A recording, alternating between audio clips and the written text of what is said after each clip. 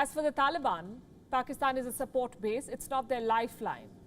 Pakistan, you see, is in no position to bankroll this war. It's barely making ends meet itself. So how are the Taliban being financed? They're not just a terror group, you see. They run a criminal enterprise, complete with a shady business empire, drugs, extortion, smuggling, even mining. What kind of money do they make? More than $1 billion in profits. Evidently, there's no recession in the business of terrorism. On first impressions, they look like guerrilla fighters. But don't be deceived by their looks. The Taliban is not just a terrorist group. It's a criminal enterprise with an annual budget that's well over $1 billion. With its offensive in Afghanistan, the United States wanted to finish the Taliban. But America's 20-year-long war has only made the Taliban more rich. By the end of March last year, the Taliban had raked in $1.6 billion. Most of this money is profit earned from a host of illegal activities. A key source of the Taliban's revenue is the drug trade. A United Nations report from 2020 says the Taliban earned more than $400 million from the drug trade last year. The Taliban's dealings in narcotics has made Afghanistan the world's biggest producer of opium.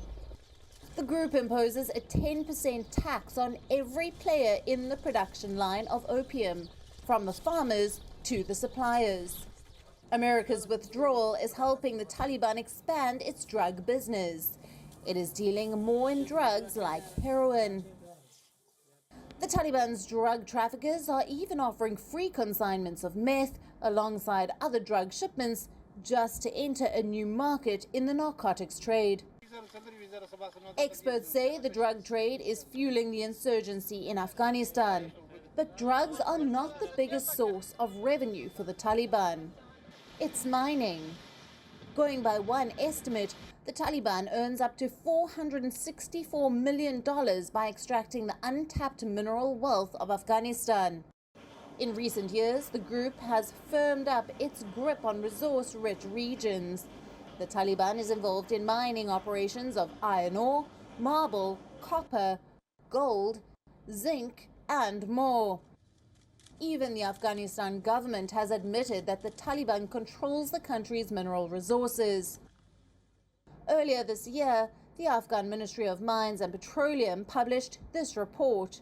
It claimed that 75% of the mining sites in Afghanistan are under the control of the Taliban. The Taliban just doesn't steal the wealth of Afghanistan, it even extorts from those who earn through legitimate means.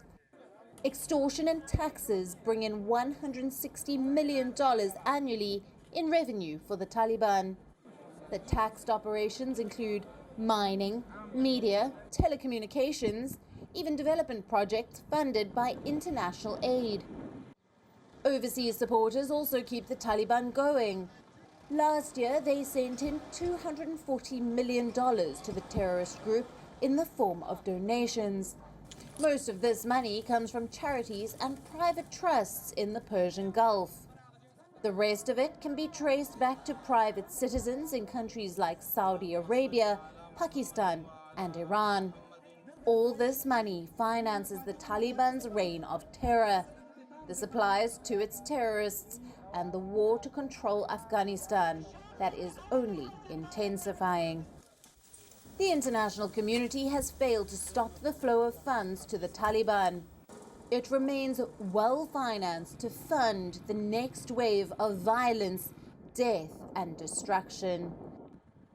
Bureau Report, WION World is One. WION is now available in your country. Download the app now and get all the news on the move.